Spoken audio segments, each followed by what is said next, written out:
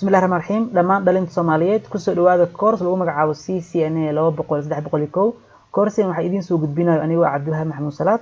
course waxaad kala socotaan macadka Sooma ardayga u baahan information dheeri ah ee ku saabsan macadka Sooma koorsooyinka aan bixino iyo ardayga rabo inuu ku soo biiro course-ga CCNA waxaad nagala soo xiriiri kartaan numberkan meesha ku qoran.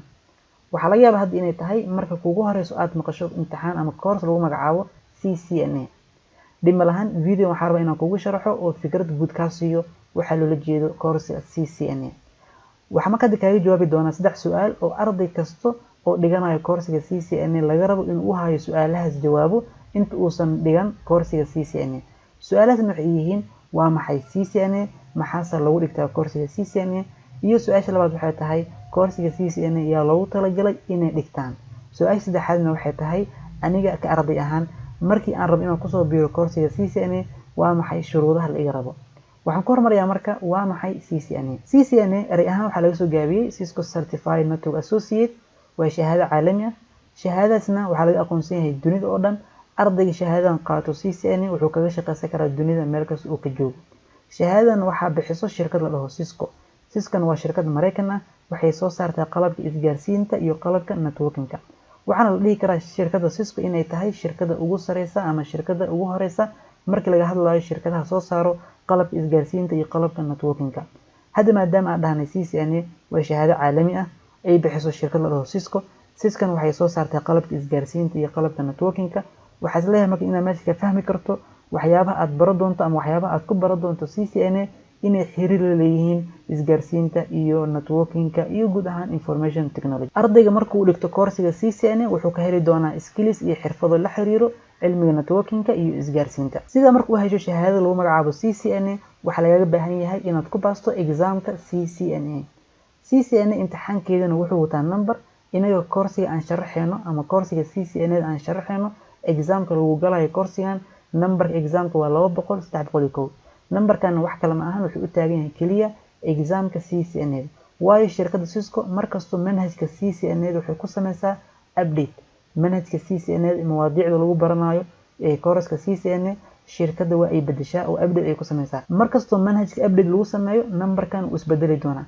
marka iska fiiri markii aad u soo diyaar garowdo exam-ka CCNA ama markii aad dhiganayso course CCNA iska fiiri numberka course-ka aad dhiganayso inuu yahay numberka ugu dambeeyay. hadda inaga course aan sharaxayno numberkan ama course aan sharaxayno oo wata numberkan wuxuu active noqon doonaa oo soo bixi doonaa bisha 2 2020. wili shirkadda Cisco maysan active ka dhigin imtixaankan. waa imtixaankii waa manhajkii ugu dambeeyay aan sharaxayna insha Allah. marka hadda course hadafka aan ka leeyahay wuxuu yahay waxaan rabaa inaan kugu fahansiiyo oo kugu baro dhammaan mawaadiicda ku saabsan manhajka CCNA. markii aad barato oo si fiican u fahanto hadafka aan ka leeyahay course-gan wuxuu yahay arday inuu gali karo exam-ka CCNA. marka waxaan rabaa inaan ku diyaariyo imtixaanka CCNA sida u gasho.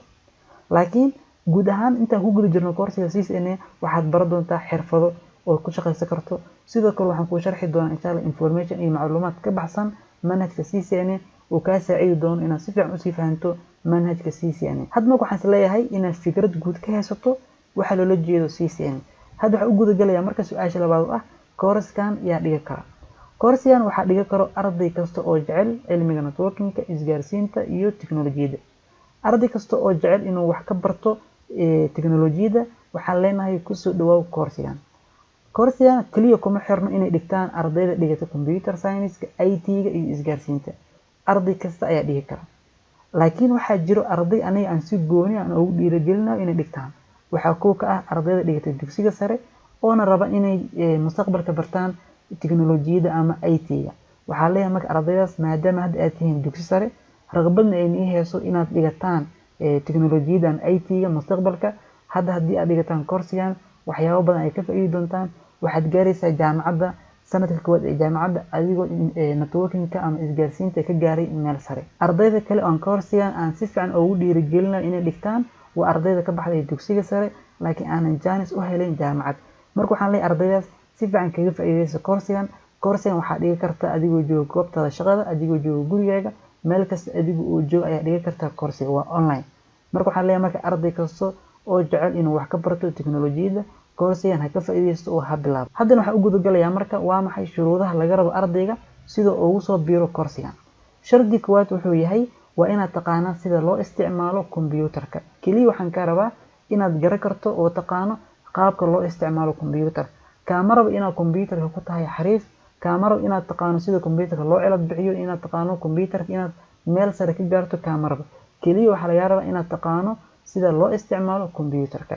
Labo, waxaa laga rabaa inaad taqaano luqadda Ingiriiska.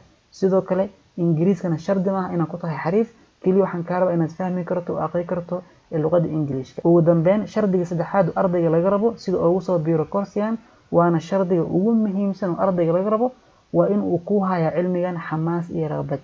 Waa in uu niyadaada iyo qalbigaaga ay ka soo go'day inaad dhigato cilmigan. Cilmigan haddii aadan u haynin raqbad iyo xamaas natiijo kama keenaysid. Marka shardiga saddexaad waa inuu ardayga raqbad iyo xamaas iyo inuu xil iska saaro barashada cilmigan.